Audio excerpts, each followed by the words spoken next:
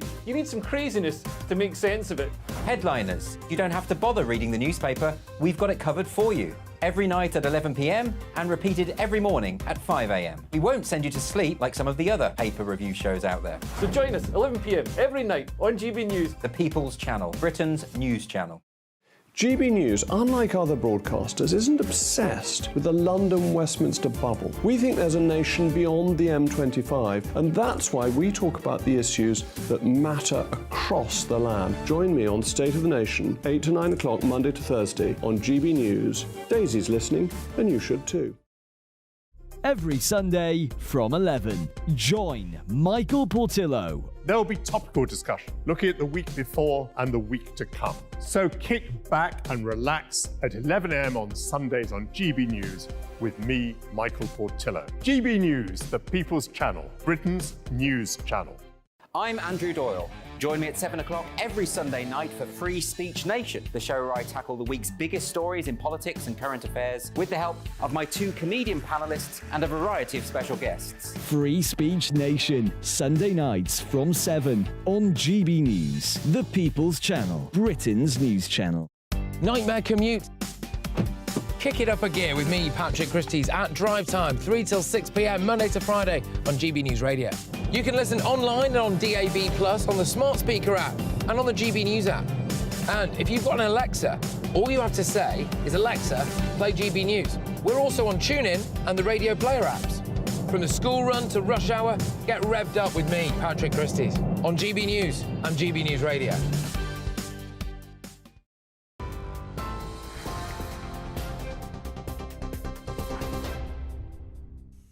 Good evening. Well, the top story tonight, 2 elderly Israeli women who were released by the terrorist group Hamas have been handed over to the Israeli military and are now on their way to a hospital, according to a statement from the Israeli Prime Minister's office. Hamas released footage of 2 gunmen walking with the hostages, Nurit Cooper and Yocheved Lifshitz, allegedly showing their release. It's reported the hostages were released on humanitarian grounds after a deal brokered between Qatari and Egyptian officials. We understand the families were informed, and one of the hostages' grandsons told reporters, "We're happy my grandmother is back." That brings the total number of hostages released to 4 out of 220 others still being held by Hamas. Well, here today, the Prime Minister confirmed that the Gaza hospital blast last week was likely caused by a missile launching towards Israel. Rishi Sunak told the House of Commons today that the Al Ahli hospital blast was caused by a missile or part of a missile that came from within Gaza. He also said the UK is providing an additional £20 million in aid to civilians in Gaza, as well as deploying RAF and Royal Navy assets to the region. The British government judges that the explosion was likely caused by a missile, or part of one, that was launched from within Gaza towards Israel. The misreporting of this incident had a negative effect in the region, including on a vital US diplomatic effort and on tensions here at home. We need to learn the lessons and ensure that in future there is no rush to judgment. Well, the Met Police Commissioner has told the Home Secretary today the government may need to toughen up the law on hate crime and terrorism. It comes after Sir Mark Rowley met with Suella Braverman to discuss the force's decision not to arrest protesters calling for jihad against Israel at demonstrations over the weekend. Sir Mark also said horrific and gruesome attacks by Hamas have aggravated our own terrorist threats within the UK, with hate crime against Jewish communities up 13-fold compared with this time last year. Sir Mark said 34 arrests have been made so far, and the force is trying to identify another 22 people from photographs. Meanwhile, a London Underground driver who led a Free Palestine chant on his packed train has been suspended. Free Palestine! Hope you will have a blessed day today. Look after yourself. Transport for London says the driver who led the chant on Saturday has been suspended pending further investigation into the incident. It happened on Saturday as around 100,000 protesters took part in a pro-Palestinian demonstration in London.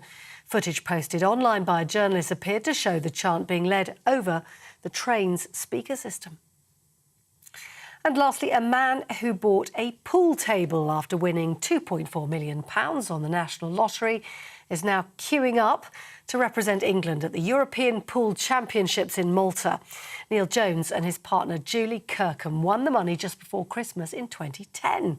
After getting his new pool table, Mr Jones decided to take advantage of all the free time he had on his hands. He sharpened his skills on the table and rose through the competitive ranks. He said representing England in Malta will be his proudest moment. This is GB News across the UK on TV, in your car, on digital radio and on your smart speaker by saying play GB News. This is Britain's news channel.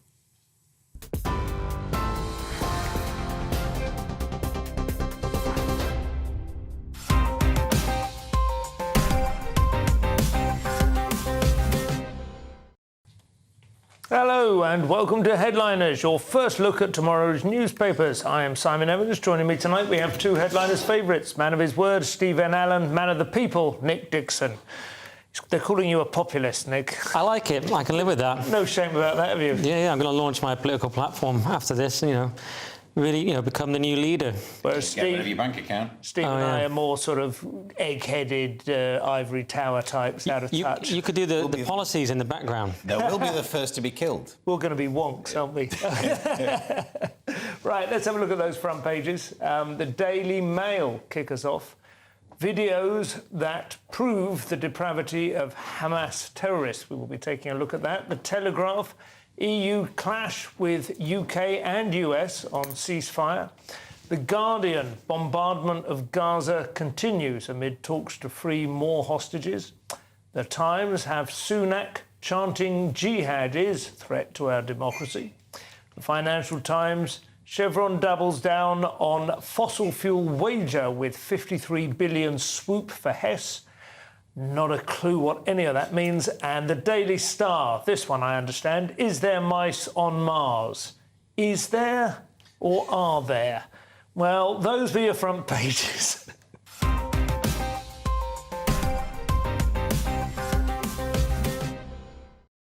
So that Star headline is going to haunt me for the rest of the show, but we'll start with the Daily Mail, Steve. What are they leading with?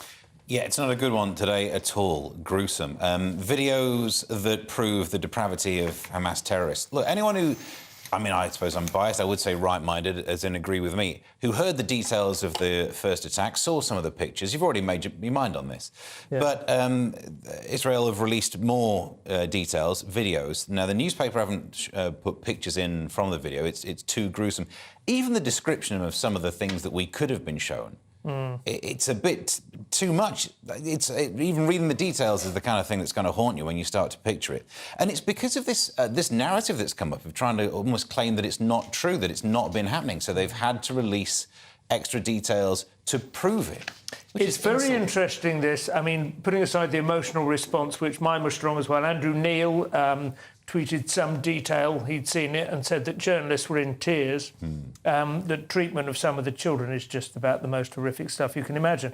But looking at it more strategically, it's also quite interesting. Clearly, a sort of propaganda war is being fought, in parallel with the actual... Well, obviously, Hamas are not fighting anymore. They are now, I suppose, calculating whether or not and how and when to release hostages. But as other people have said, it's almost working in the opposite direction to how war propaganda would traditionally have worked, which would encourage you to think we were winning. Nowadays, war propaganda is basically about highlighting the horrors, the atrocities committed by the other side in order to legitimise your response. I suppose because it's so asymmetrical, apart from anything else. Israel could quite literally nuke Gaza and dispense with it in a single afternoon. That's also probably internal versus external propaganda as well. Yeah. You probably want the rest of the world to see your position. But the key element of not calling it as propaganda is not in any way to delegitimise it or call it into question. Simply the purpose that it is serving is to legitimise the amount of force Because that's the thing that Israel is always accused of, is being disproportionate, isn't it? Well, yeah, that's also a shift, presumably, in politics and the way we see things, with decolonization and ideas like this being so strong. To be the ultimate victim is to garner the most sympathy, whereas in the past it's more like might is right. So there's perhaps, just want to echo what Steve said, that just reading these descriptions was horrific and nauseating. And it's tragic that they're having to do this because people have been playing it down, and this sick kind of moral equivalence that people have been engaging in, or just outright, just rabid sort of anti-Israel sentiment. And people like the BBC have really dropped the ball. These woke actors with their open letters have been pretty appalling. So things like this just remind people of the horrors of what's actually going on. Hopefully will sober a few people up, though I doubt it in many cases. I mean, I agree. I'm just checking her name, Jackie Walker, who was, of course, accused of a lot of anti-Semitism within the Labour Party under Corbyn, still questioning, is there corroborating evidence from independent organisations? Now, putting aside whatever kind of psychosis or whatever kind of, blackened stone she has where her heart should be, this is tactical suicide. Yeah. Because obviously most right-think, I mean, like the overwhelming majority of people now are going to go, oh, I'm so sorry that you had to do this. This doubling down on disbelief is like destroying the case, isn't it? I wonder, though, because what concerns me, it started off that the decoloniser people, there was a mask-off moment as they were celebrating the atrocities, but then it seemed to change to where being anti-Israel became the high-status position in the sort of culture war binary, and that's my concern. That's become high status now. So there's no risk, for example, in the tube driver. That's why he feels emboldened to say Free Palestine over the tannoy. We will come on to that. Yeah. Moving on to the Telegraph in the meantime, Nick. Yeah, so the Telegraph has a few stories. We're going with Farage reveals NatWest staff gloated over his debanking. And, of course, Nigel's covered this earlier on his show. But it is, I won't say shocking. When I say shocking, I mean in the sense of indignation and disgust, not in the sense that I'm surprised. So a subject access request came back. He'd already had the one from Coots. Now this is a separate one from NatWest. And it's very much what we suspected and worse. I mean, people said he was a nobody now that he's completed Brexit. A bit weird because he's a potential future Prime Minister. People said I'd happily throw a milkshake at him if I was approached to open an account for him. Shocking stuff. They claim dodgy Russian connections and fraud, which is probably libelous. And so NatWest have issued a fairly sort of standard apology, this falls below our standards of service and so on. But it sounds like that's just the kind of thing that was going on at NatWest. And when you speak to people in the kind of extended blob, I'm afraid this is how they talk about anyone that's not of their political persuasion. I mean, just to play devil's advocate, for the sake of a plausible debate about the subject, because I do tend to feel, on his side in this, but we've discussed previously on the show the black humour that surgeons use, that police officers use among themselves, not ever expecting it to be shared to the wider public, that allows them to just let off a bit of steam. If it were the case that the banking staff at the Telegraph regarded Farage with this kind of sort of snooty derision, it wouldn't matter until and unless they have actually transgressed in terms of his actual, civil rights, right? Well, then they are shutting down his account, though, and they're saying things like, say the bank made a commercial decision. That's the thing. If it was gallows humour in the action of doing your job properly, which is what you're referring to with things like the military, but this is gallows humour while actually not doing your job and debanking someone. That's true. That's the conspiracy. I can try even harder to do more of a balance on this if you want. Yeah. The closest I could get to it is the staff referred to him as a crackpot and an awful human being. But it says here, Mr Farage claimed that they were acting for political reasons. Maybe they just didn't like the guy. Because awful human beings, not necessarily political. It's not necessarily, but it's unlikely they've got to know him that well in a personal capacity. You remember that time he burnt the goulash? It's probably not that, is it? To be fair, there was one guy who said he's actually OK and quite nice as a client. Imagine being that one guy just keeping silent in the office most of the time, then you just couldn't bear it, and you just eventually said, I think he's all right, and everyone just stares at you. It's interesting what you said earlier about luxury beliefs, though, in terms of Israel versus Palestine. This is another example of luxury beliefs, isn't it? I can't imagine that Coots, as a bank, was probably affected that badly by Brexit, but it's a kind of luxury, it's an important luxury belief to demonstrate that you are somebody who regards themselves on an intellectual plane that looks down on Brexiters as the great unwashed. Yeah, and speaking of that, we should mention that this will affect ordinary people as well, not just Farage. Obviously, this kind of attitude is affecting people around the country. The Times, Steve. So their side story, which we want to talk about, is give parents details of sex education schools told. This is Gillian Keegan who's saying, They need to stop this thing where they're not giving out the information of the syllabus. And the reason they've got this bizarre situation is, instead of coming up with the syllabus within the school, they use a third party to give the information. But then the third party say it's copyrighted, so you can't send it to the parents, which is ridiculous, isn't it? If you've bought a copy of a book, you can show it to your parents. So it seems... Do you think it's real, or do you think they're using that as a loophole to justify... It must be a loophole, because no one's actually going to go, no, this is copyrighted. No. You can't show it to the parents. Never heard that of any, like, geography textbook or history textbook. I mean, it would be anything, couldn't it? And it's almost like, well, then, are you allowed to learn it? Yeah. Are you allowed to memorise, work with it? Yeah, if you memorise this syllabus, are you in breach of copyright? Clearly, like, one of the worries would be you get a sex education syllabus and there'll be some parents who might be on the fringe who are disgusted by it. Well, that's the way it always was. When I was growing up, we got sex education and there'd be some kids who were, the parents took them out of the class. I don't agree with that, but you don't solve it by banning people seeing the syllabus. No. And we've seen, of course, which parents tend to be the ones who are kicking off in most of the cases that have come to light over the last few years. They tend to be Muslim parents, right? I mean, that's the reality. Just statistically speaking, the overwhelming majority in the various schools, they learn that they're teaching them the LGBT aspect of the syllabus or whatever, and they don't like it. Yes. I mean, this is, you know, the demographic reality.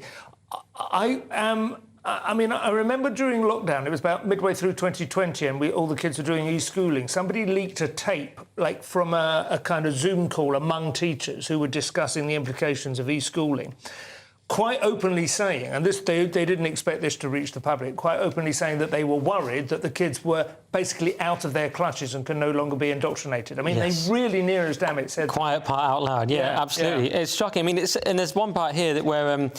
it emerged that some materials asked children whether they were planet non-binary. So I think we've discovered what planet these people are on. It turns out to be planet non-binary. Shocking stuff. Daily Star to finish off, Nick. Can we sort out this you love this headline. Thing? Is there mice on Mars? Now, of course, the pun wouldn't work if it says are there, but that's not good enough for you, Sam.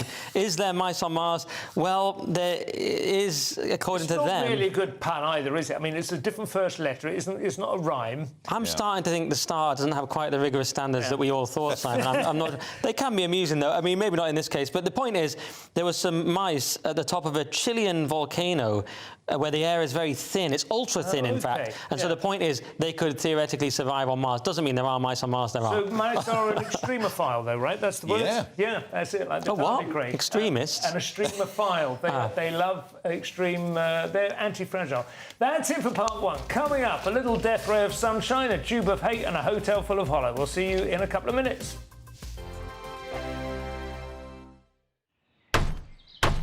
Who is it? We're here for the show. More energy this time! Welcome to the Dinosaur Hour. I was married to a therapist. And you survived? I thought we were getting Hugh Laurie. Second best.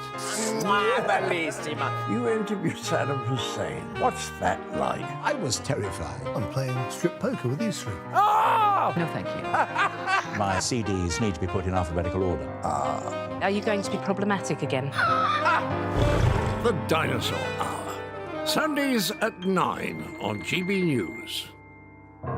What you get for breakfast is something that, if we do our jobs right, you will wake up to news that you didn't know the night before. It's a conversation. It's not just me and Eamon. We want to get to know you, and we want you to get to know us.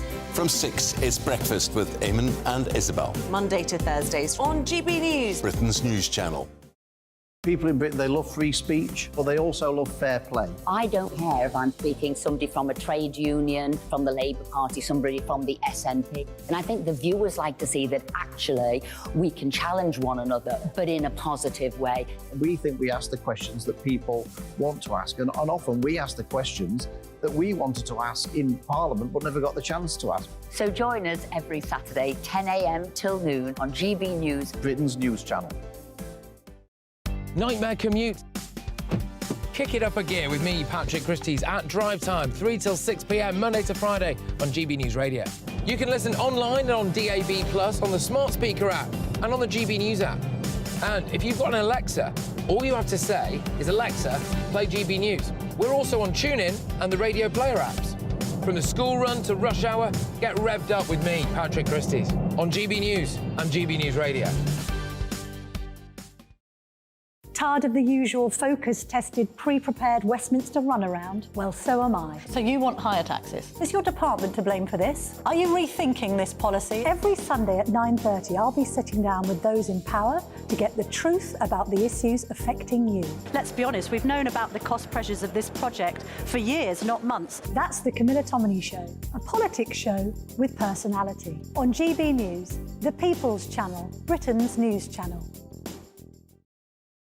Join us every night on GB News at 11 p.m. for Headliners, which is 3 top comedians going through the next day's news stories, which is exactly what you need, because when the establishment has gone crazy, you need some craziness to make sense of it.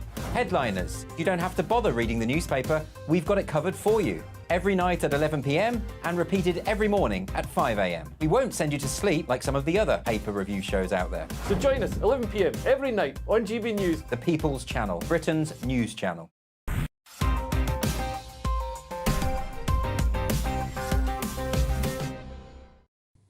Hello, welcome back to Headliners. I'm Simon Evans, still here with Stephen Allen and Nick Dixon. So let us continue with the stories. Steve, we kick off this half with a story in the Express about one of the many celebs to have been on the rhubarb and custard the last few days.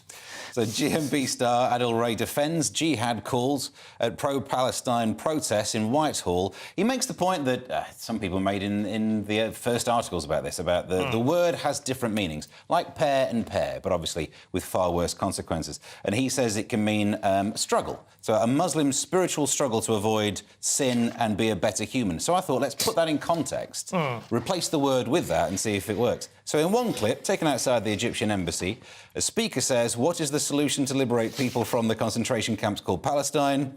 The mob says, struggle to avoid sin and be a better human and avoid evil. It's good. It's like the consolations of philosophy, you know, or Marcus Aurelius' Meditations. So I thought that further on, there's another clip. Let's put it in there, see if it works. The mob says, the second clip, the only solution is jihad by the armies of the Muslim countries. So that's the only solution is the struggle to avoid sin and be a better human by the armies of the Muslim. I'm saying it as possibly I said on Twitter, it's not so much gaslighting as a manually controlled strobe. It's so extreme. But I do think, I mean, you have to understand that, yes, I understand the word jihad contains many meanings. I think it's legitimately, you could say it's kind of like crusade, where you can say, I'm on a crusade to bring down underage alcohol abuse. And you don't necessarily mean, and I'm going to do that by slaughtering all the Arabs and retaking Jerusalem. But if you said that while you had been gathered, you know, by the Pope in the 12th century, then you would understand crusade in that context. And that's the context it's seen in, isn't it, at the moment? It is one of these words which can be adapted to certain... I do get that, he's correct, but he's absolutely dishonest in his attempt to make it sound as if it's being used in that way in this context. No, Simon, I disagree. When I'm going through a spiritual struggle to avoid sin, I tend to wait for the moment of maximum political tension, then get out on the streets and scream about it in front of as many people as possible. What an absurd idea that it's a personal struggle to avoid sin. Absolute gaslighting, as you said. Appalling, ridiculous nonsense. And why so disingenuous? And we only have to compare with things like being arrested for praying in your head near an abortion centre to see where we are with this. With the Met Police, people like Adil Ray will go out of their way to defend the indefensible. Yes. Meanwhile, you know, minor transgressions are punished in our narco-tyranny that we're living in. Absolutely. And even then, I would say perhaps there is a role for Adil Ray as a guest on a Newsnight discussion about these sort of things, but he is presenting perhaps the country's most popular breakfast television show. He's a really mainstream TV host who is making a ham-fisted attempt at apologies for terrorism. It's disgusting. There is a question of how you deal with it, you know, because the police were saying we need more hate speech laws and terrorism laws. I don't think we need more hate speech laws. We seem to have loads of them. No. But we might need different terrorism laws. So I'm not sure our law is evolved to deal with this particular threat. I certainly think, in terms of hate speech and bad speech, I am absolutely in favour of free speech, but I think we need to listen to what the British people are saying about these things rather than sort of a handful of wacky activists. Anyway, sorry. Just chuck in really quickly. It says at the bottom of the article that ITV has been approached for comment about this, sick of that. Yeah. They've had a lot of that recently. Metro now, Nick. If proof were needed that mindlessly endorsing terrorism is not just for the rich and successful, however. Yeah, it's Tube driver who used PA system to chant "Free Palestine" suspended. So it's our old friend again. We've spoken about this guy quite a bit, and he's now been suspended. They're saying we're urgently and thoroughly investigating the footage, and so on. They're going to check it's in line with their policies and procedures. And I mean, I'm sort of to try and be really generous here, I mean, obviously it was appalling and mad. I'm going to try and be really generous because we're in a job where people are constantly trying to get us sacked and suggesting we should all be sacked and the whole thing should be shut down. You could argue maybe he was just so naive because these ideas have become so mainstream, which in itself is a big problem, that he just didn't realise how contentious it was. And maybe the rule should be, from now on, this is an instant dismissal. But because it's such a weird thing, there might not have been a rule about don't shout Free Palestine on the tannoy. He might just have thought it was like, come on, England. Yes, possibly. But maybe he should just be sacked. But I'm just so reluctant because people always want us to be sacked. So I'm just reluctant to say it, but perhaps he should. And I will also say, Free Palestine, in other contexts, that isn't like as bad as shouting jihad. That is maybe an aspiration which context is everything here. But you're in charge of a group of passengers for whom some of whom will find that very distressing. Another defence would be the word free has many different meanings. It could mean at no cost. It could simply be the band that sang All Right Now. So maybe he was chanting that bit because he was shouting free and the people in the carriage were shouting Palestine. Maybe he was shouting free, free, expecting them to shout Israel, and they wrong-footed him. What a surprise. Steve, we're used to school catchment areas, but now there is a new postcode lottery in play in the Times. So the Tories are going to stop using hotels in election battlegrounds for migrants. Yeah. Conservative strategists have come up with this. It kind of makes sense. People in areas of Stoke and Wigan, because they want to try and win these seats, all of a sudden they'll realise that their local hotels aren't being... fine. Yeah, they're not... So that's... And the story doesn't seem to say where these immigrants or asylum seekers or whatever they are, the people awaiting processing, where are they going to be put then? Into constituencies that have definitely already fallen to Labour? Yeah.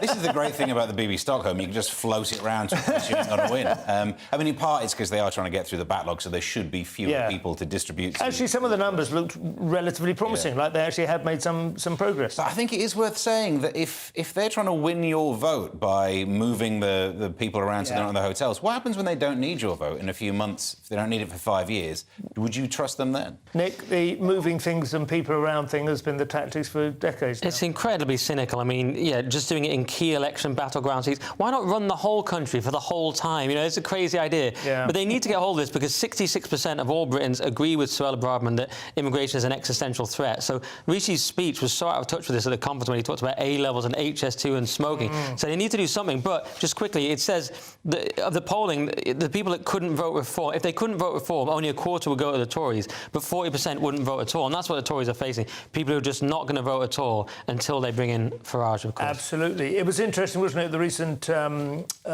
by-election that they didn't lose by much and 10% of the votes went to parties to the right of the Tory party. So if they can find some way to neutralise those or persuade voters that those will be votes wasted rather than as a protest, they do still have a chance. But they need Farage because no one trusts Sunak to do that. But it's getting people out, as you say. I don't think many people do change their vote over the course of a lifetime. I, of course, am intelligent enough to judge every election on its merits, but I think a lot of people are more tribal than that. It's absolutely a question of motivation, which is, of course, was the nature of what was not corruption, but was a great surprise in 2020 in America. It was the postal vote, which enabled a huge slice of the Democratic electorate to have their say, because they wouldn't normally be people who bothered to stand in the line. shut-ins.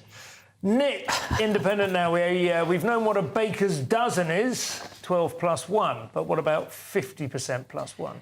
Yeah, this is quite surprising. So Brexit should have needed 60% vote in favour, says Tory Brexiteer Minister. And this is Steve Baker, once called the hard man of Brexit, of course. Yeah. So, but he's in a bit of a different position now as Minister of State for Northern Ireland. And what he's sort of pointing out is, would you really want it to be 51% on Irish unification? And, of course, he's saying you wouldn't. But then that perhaps forces him to say, and by the way, perhaps it wasn't a great idea with Brexit either. Yeah. Because, and the point that he does make, which is completely fair, is that it led to people refusing to accept and enact the result because it was so close. Whereas if it had been 60, people would have enacted it. But imagine how furious Remainers will be hearing this. Well, I do. In a way, he's quite brave, but even then he does fudge it slightly and suggest that it could still have been won at 60%, and clearly it wouldn't have been, would it? So, well, I suppose your argument would have been different going into it. Yeah. But they were aiming for the biggest number anyway, so they wouldn't have changed the strategies too much. No. But I love the fact that he's saying that, oh, look at the trouble that was caused by the 52-48.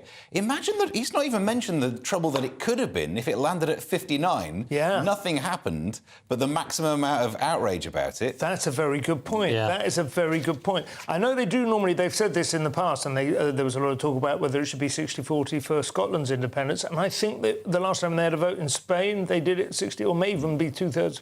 But you're absolutely right, that would be brutal. Steve, Telegraph now. This is like that time I had to go to the garden centre for petrol because the petrol station had run out.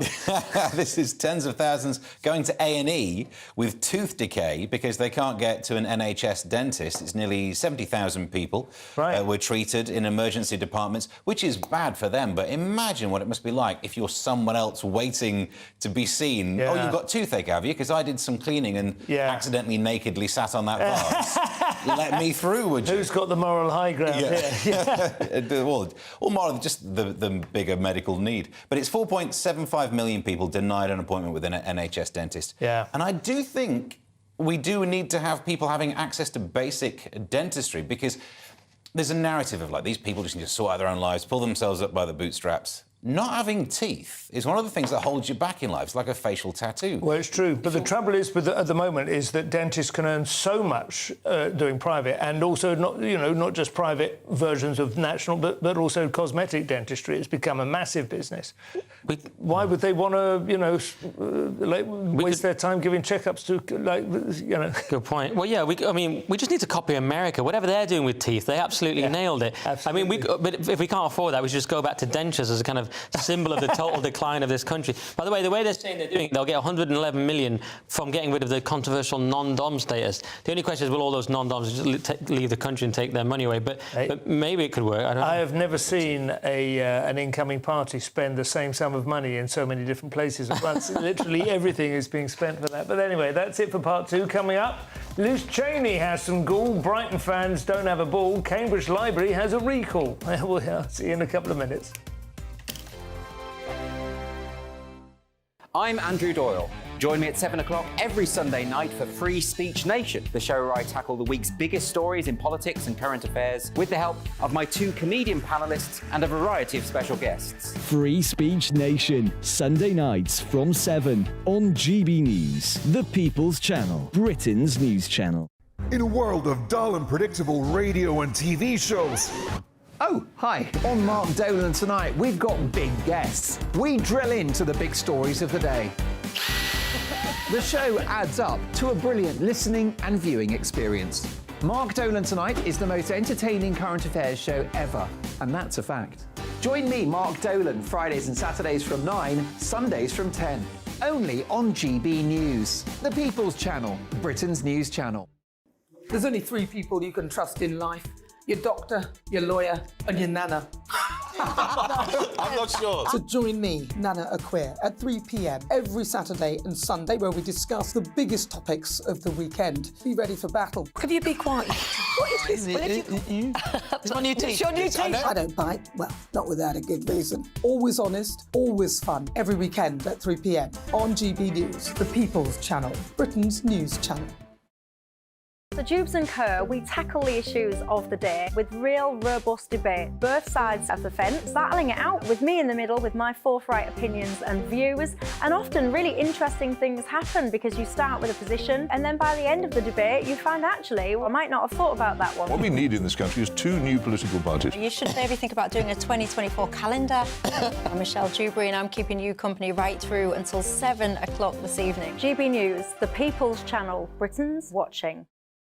Join us every night on GB News at 11 p.m. for Headliners, which is 3 top comedians going through the next day's news stories, which is exactly what you need, because when the establishment has gone crazy, you need some craziness to make sense of it. Headliners. You don't have to bother reading the newspaper. We've got it covered for you. Every night at 11 p.m. and repeated every morning at 5 a.m. We won't send you to sleep like some of the other paper review shows out there. So join us 11 p.m. every night on GB News, the People's Channel, Britain's news channel. Who is it? We're here for the show. More energy this time! Welcome to the Dinosaur Hour. I was married to a therapist. And you survived? I thought we were getting Hugh Laurie, second best. You interviewed Saddam Hussein. What's that like? I was terrified. I'm playing strip poker with you three. Oh! No, thank you. My CDs need to be put in alphabetical order. Are you going to be problematic again? The Dinosaur Hour. Sundays at 9 on GB News.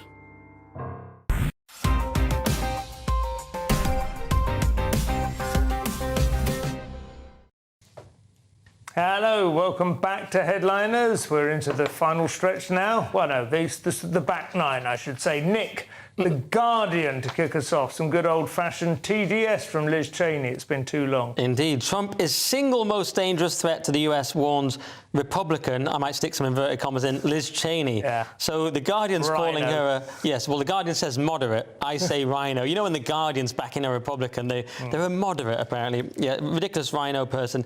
And she says he cannot be the next president because if he is, all the things he attempted to do but was stopped from doing by responsible people, a.k.a. the deep state, he will do. She said there'll be no guardrails. Good. That would be great.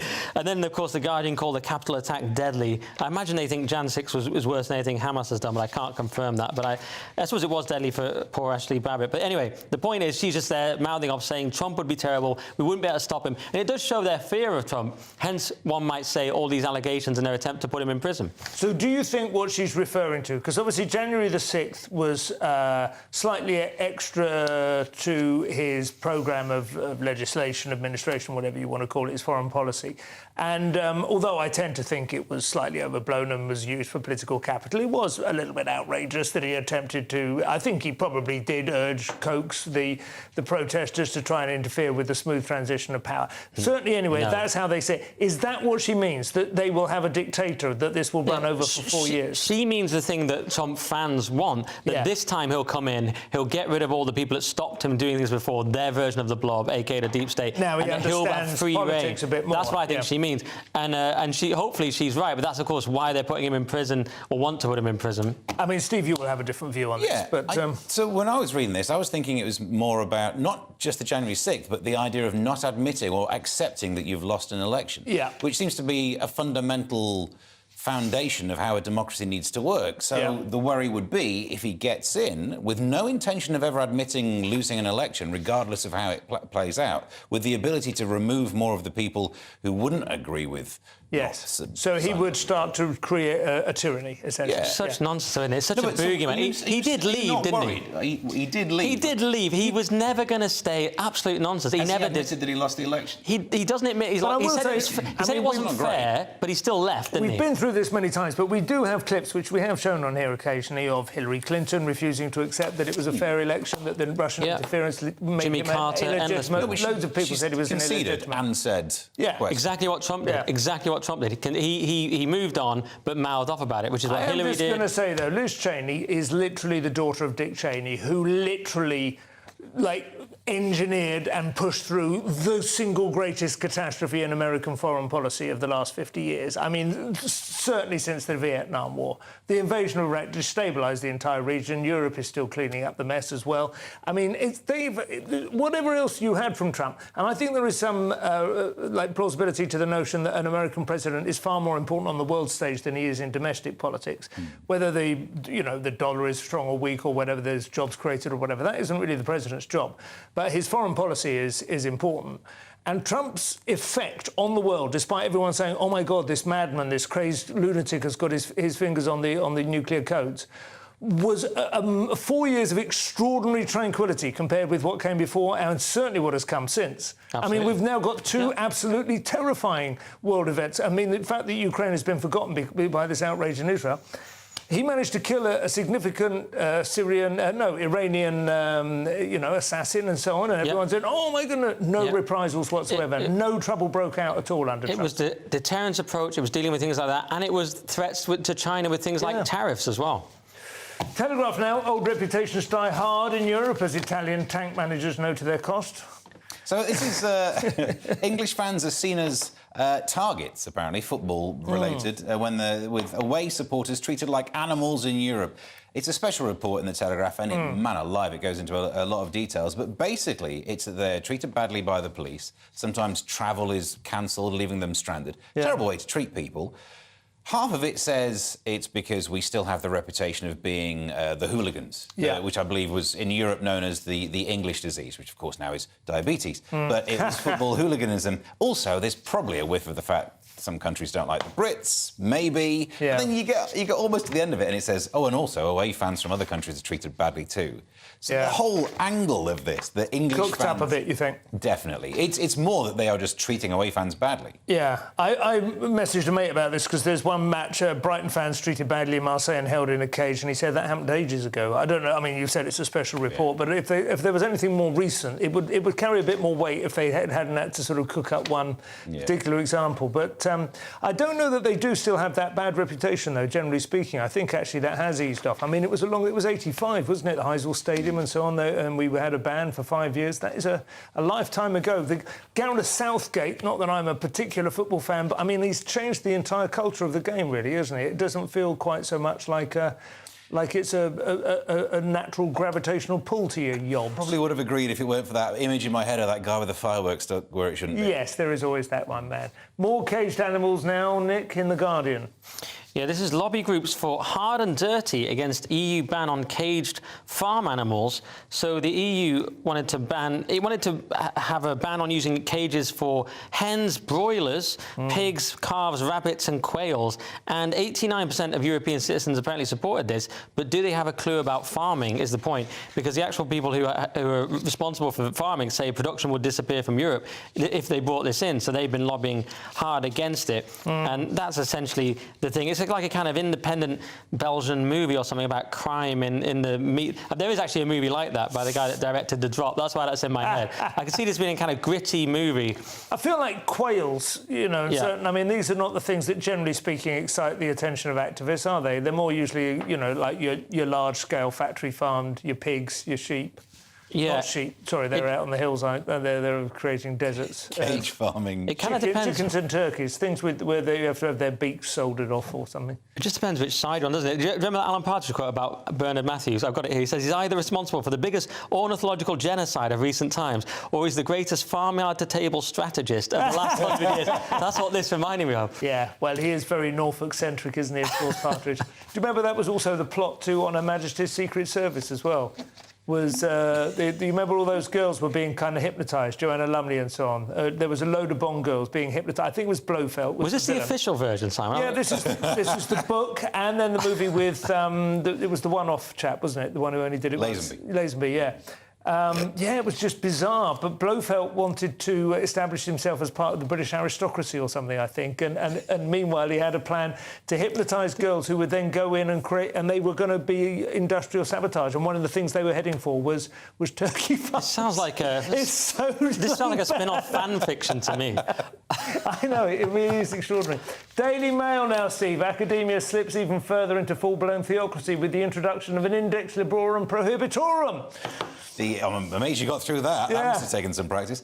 University of Cambridge Library asked lecturers to flag problematic books that might be offensive or harmful, but actually they are asking the lecturers to identify things that they have already said is harmful, that they have effectively flagged. So we don't necessarily know. Well, the quote is, we would like to hear from colleagues across Cambridge about any books you have flagged as problematic, flagged to you.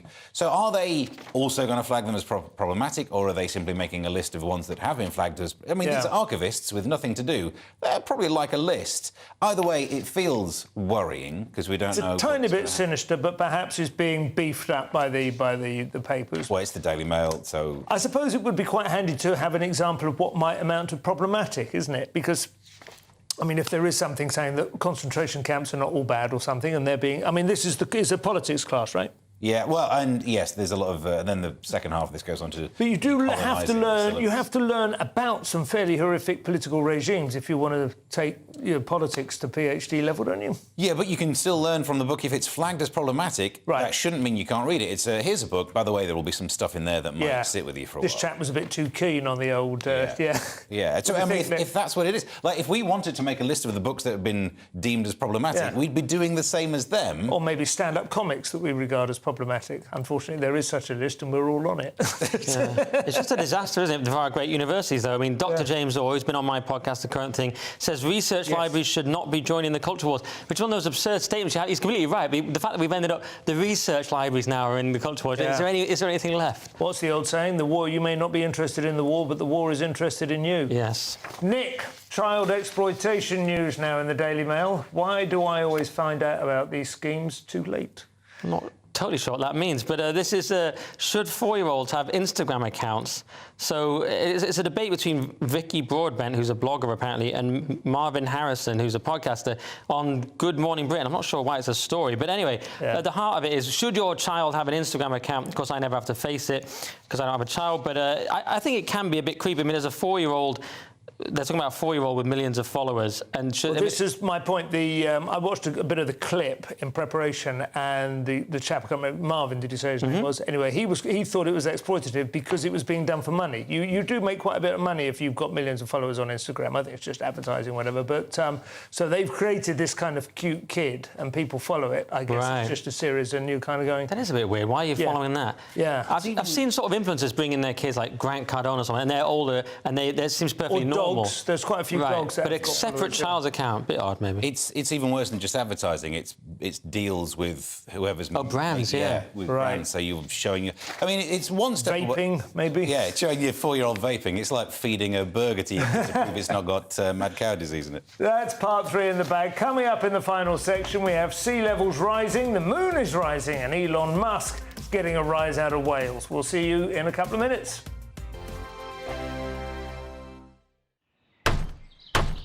Who is it? We're here for the show. More energy this time! Welcome to the dinosaur hour. I was married to a therapist. And you survived? I thought we were getting Hugh Laurie. Second best. You interviewed Saddam Hussein. What's that like? I was terrified. I'm playing strip poker with these three. Oh! No, thank you. My CDs need to be put in alphabetical order. Are you going to be problematic again? The Dinosaur Hour. Sundays at 9 on GB News. Tired of the usual focus-tested, pre-prepared Westminster runaround? Well, so am I. So you want higher taxes? Is your department to blame for this? Are you rethinking this policy? Every Sunday at 9:30, I'll be sitting down with those in power to get the truth about the issues affecting you. Let's be honest, we've known about the cost pressures of this project for years, not months. That's the Camilla Tominey Show, a politics show with personality. On GB News, the People's Channel, Britain's news channel. Join me, Patrick Christie's, Monday to Friday, 3 till 6. We tackle the day's news agenda like you've never seen before. It's high tempo, high octane, the most controversial topics, and the best guests. You will not be able to take your eyes and ears off it. I'm not afraid to ask the questions that you really want answered. 3 till 6 p.m, Monday to Friday on GB News, the People's Channel, Britain's news channel. Now then, Lee Anderson here. Join me on GB News on my show, The Real World, every Friday at 7 p.m. I'm not eating bloody cat. Are you Delicious. mental? Open your mouth. OK, here comes a train. Reminds me of the scene in Singing in the Rain. Adam, is that a good one? Whoa! Join me at 7 on GB News, Britain's news channel. I'm Andrew Doyle. Join me at 7 o'clock every Sunday night for Free Speech Nation, the show where I tackle the week's biggest stories in politics and current affairs with the help of my 2 comedian panellists and a variety of special guests. Free Speech Nation, Sunday nights from 7 on GB News, the People's Channel, Britain's news channel. GB News, unlike other broadcasters, isn't obsessed with the London-Westminster bubble. We think there's a nation beyond the M25, and that's why we talk about the issues that matter across the land. Join me on State of the Nation, 8 to 9 o'clock, Monday to Thursday, on GB News. Daisy's listening, and you should too. In a world of dull and predictable radio and TV shows, Oh, hi. On Mark Dolan tonight, we've got big guests. We drill into the big stories of the day. The show adds up to a brilliant listening and viewing experience. Mark Dolan Tonight is the most entertaining current affairs show ever, and that's a fact. Join me, Mark Dolan, Fridays and Saturdays from 9, Sundays from 10. Only on GB News, the People's Channel, Britain's news channel.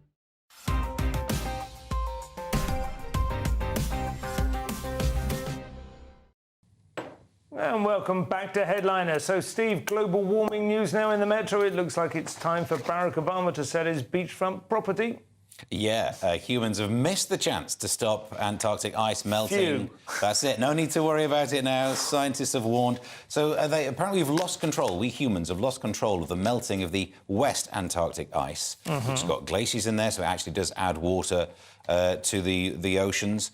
And there's nothing we can do about it now. So we've missed the opportunity to keep the amount of carbon below it. It's what I find interesting about the way that some people talk, and by say some people, the arguments I have on TikTok with people about climate change. Because of the thing, Nick, that you say about the way the left argues things. They say it's not happening, they say it is happening, but it's not too bad, and then they say it is happening and it's good that it's happening. The same argument is happening about climate change. Is it? Yeah. People just go, oh, that's not happening. Oh, actually, no, it's actually good to get a little bit of carbon dioxide. Well, actually, it's better. We had because a better things situation. will grow better. Yeah, there's that argument. There are loads of clips of this. I mean, I certainly don't believe that. I don't want to see loads more carbon dioxide. I don't want to see sea levels rising. And I'd be quite happy if they can come up with a workable plan to slow it down or put it into reverse. I suppose it's just the climate of fear that is created, which I don't think is necessarily helpful. If anything, slightly paralysing, and also the endless hot air. No, hot air, but you know what I mean? That's you did two ones there. Climate I of fear remember and I was hot at air. university 83 to 86, and I knew somebody who was doing environmental sciences then and knew about global warming. I mean, they maybe used slightly different terminology at that point. It's been around for a very long time.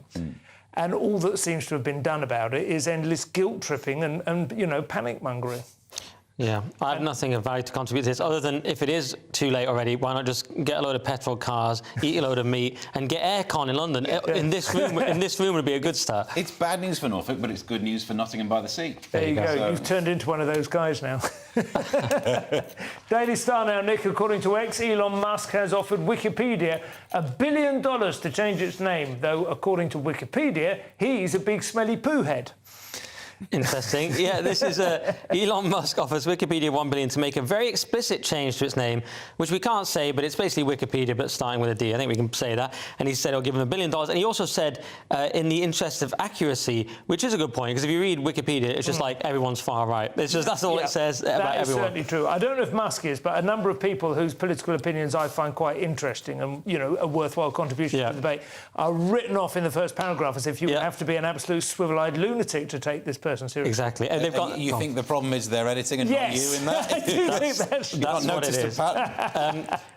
And he also asked a question, have you ever wondered why the Wikimedia Foundation wants so much money, because they're always asking for donations. But then he said it certainly isn't to operate Wikipedia. You can literally fit a copy of the entire text on your phone. But then Community Notes on his own platform, X, actually answered this and said the Wikimedia Foundation is a charitable non-profit providing free access to Wikipedia, while an English-only copy of Wikipedia is about 51 gigabytes, so you could fit it on your phone. All media and supported languages brings it to 428 terabytes, so that you couldn't possibly do it. But hang on, he wasn't talking about all of the text on Wikipedia. He was talking about the code you need in order to run Wikipedia. Surely you still have to store the text somewhere. Yeah, you do, but that's not what he was talking about. He was talking about how simple Wikipedia is to run, the editing software and everything. I'm absolutely convinced of that. Okay, this is currently rated helpful. I'll tell you where the money goes. Go on. Because somebody did a story about this maybe a year ago. It is quite sinister. Well, it depends on how you feel about it, but it goes to a number of non-profits that Wikipedia considered and deemed to be worthwhile, many of which are what I would call hard left. But that's because you are now a civilised... Yeah, exactly. But they're kind of promoting, I don't know, trans this or certain kind of endeavours in education in America or whatever. The kind of stuff that is certainly you wouldn't think you were donating to necessarily just by giving $2 a month to be able to use Wikipedia. It's nothing to do with running it. It's nothing to do with helping the voluntary, the hard-working ladies and making the tea and the lovely spread after the match. It's all about having some sort of political reach off the back of it. And it's not even run by Jimmy Wales, I don't think. Anyway, Telegraph now, Steve, and she borrows light, that through the night mankind may all acclaim her, and truth to tell, she lights up well, so I, for one, don't blame her. You get Gilbert and Sullivan, that was. Oh, get your moon out. Lunar crystals show that the moon is 400 million years older than previously thought. Looks great on it, though. Got to admit that. They've made this discovery by looking at samples from NASA's Apollo mission in 1972. Right. So I want to add in, there's also a chance they grabbed the newer bit of the moon. It could be older. We don't really know, but we know it's at least that old. The moon is 40 million years older than previously thought. Still bad news for creationists. It's these zircon crystals that they've managed to find, and by radioactive decay, is how you date things. It's like carbon dating, but without the carbon. They've worked out that it's older. It's not really going to change anyone's lives. Might slightly mess up a horoscope or two, but it's impressive. It's incredible that it's taken all this time after 50 years after the moon landing now. Well, I was going to say, when do you think humans will manage to land on it? But you've gone with that it did happen. It seems a big area. It's why you can't trust scientists, isn't it? 40 million years off. Come on. It's all nonsense. But the changes every day. Guess of 6,000 years is further far more likely. And cheese as well, of course. Nick, the Mail, have a story about bananas that manages to get the single most famous factoid about bananas wrong. Well, do you want to tell us what the factoid is? They're not really a fruit. Good point. What are they? I think they're a seed or something. They're a kind of legume. It's a herb, it's a herb, that's right. They're a meat. A kind of insect. They're a fake meat. So scientists warn Cavendish bananas could go extinct as catastrophic fungal disease is about to wipe out the world's most popular type of fake meat. So, yeah, you do. So basically, Cavendish banana accounts for 47% of the global banana production, as you know. It used to be Gros Michel or Big Mike. It was the main type, but then he got wiped out. But now this TR4, known also as Panama TR4, of course, threatens to wipe this one out. Of course, they can just come up with a way of not letting that happen, which they probably will, he says at the end of the article. Yeah. But I'm amazed they can't just print them out at this point. Why can't we just clone them? They can put ears on a human ear on a mouse. We can't make bananas, a banana. Come on. I agree with you. What do you think, Steve? I've got a quick banana fact for you, actually. Yeah. The banana flavour that you get in sweets was based on a type of banana that's not around anymore. That's why they don't taste like bananas. They don't taste like bananas, and I had assumed that was just because they were chemical crap. No, they actually was quite accurate one. Another quick thing is the disease attacks the vascular system. If you've got something that looks like a banana and it's got veins on it... Veiny bananas. Yes, there's another way of selling those. The 90% of bananas in 20 Denmark villas get turned into banana bread. I don't know if you can extrapolate that, but they are bought deliberately to allow them to rot so that they can then be used to it. Well, I was going to say, when will they engineer one that is ripe for more than 10 seconds? The ones we have now go from green to brown unless you eat them in that 10-second window. When they're struck by the full moon. 4:08 a.m. Finally, Steve, the happy, sad story of the night as we bid farewell to Bobby. I wish I could care more about this. The world's oldest dog dies at 31. That headline again, old dog dies. He's 31 years old, and this picture is adorable. There he is. Just get another dog that looks like it, like you do with goldfish. No, dogs are lovely. Do you not have dogs? You're not a dog man? I mean, I like dogs, but I expect that they die, especially with ages less than 31. So why are we not just... I had always assumed that Steve had a soul and... No. Interior monologue. Just coldly rational. Yeah, it's cold. Like, you might as well go and get a job on GMB, mate.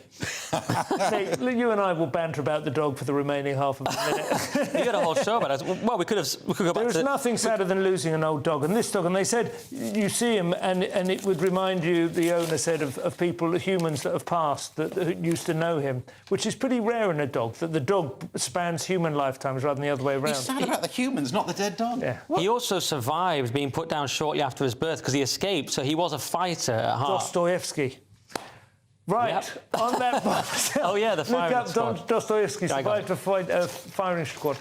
The show is nearly over. Let's take another quick look at Tuesday's front pages. So we have the Daily Mail, videos that prove the depravity of Hamas terrorists. The Telegraph, EU clash with UK and US on ceasefire. The Guardian, bombardment of Gaza continues amid talks to free more hostages.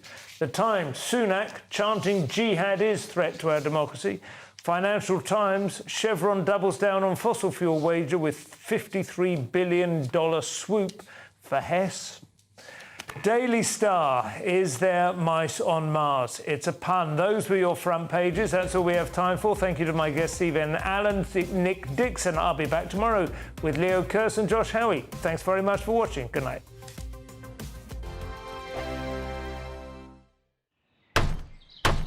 Who is it? We're here for the show.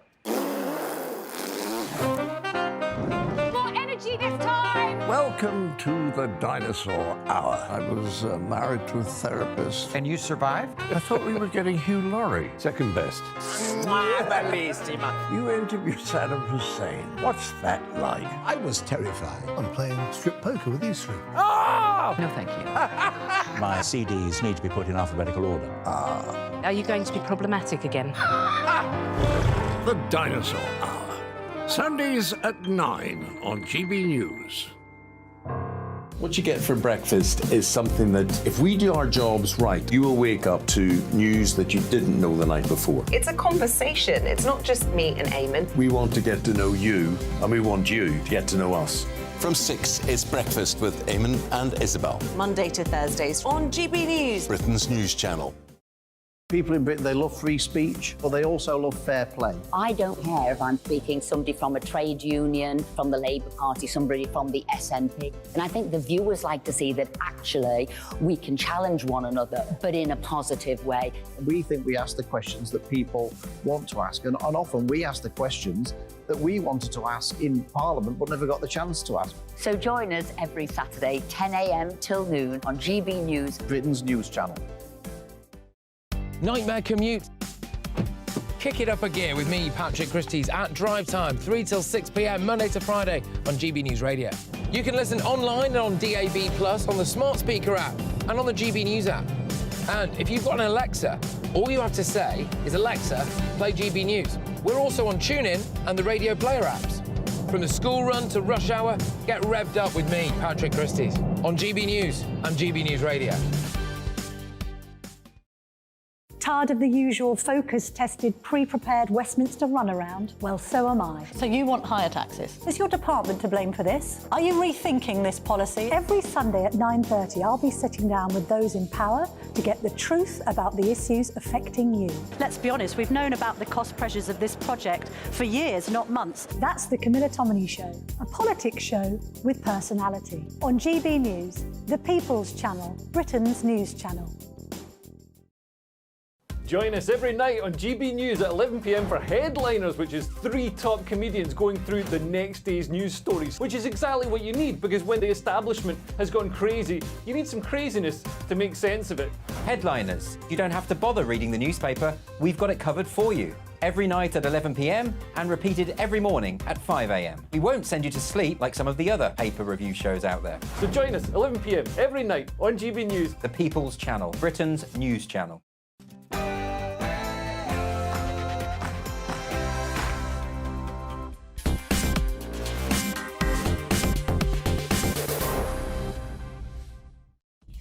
Good evening. After 3 months of waiting, I finally got back my NatWest Bank subject access request. In a moment, I'll tell you what Dame Alison Rose's team had to say about me under her woke culture at the bank. It is even more poisonous than what Coots had to say about me. I wonder at the board meeting that comes up this Thursday whether she should really walk away with £11 million. We'll look back at the weekend's marches, the chanting that was going on, the flags that were being carried. I'll ask the question, does radical Islam now have free reign in this country? Did the police get it wrong, or do they need more powers? And we'll finish with finance as well, the Phillips Trust scandal, how people who were clients of building societies were referred to companies. They lost an awful lot of money, some of these people. One of the victims joins me tonight. It would appear the Financial Conduct Authority simply don't care about individuals losing their money. All of that comes after the news with Polly Middlehurst.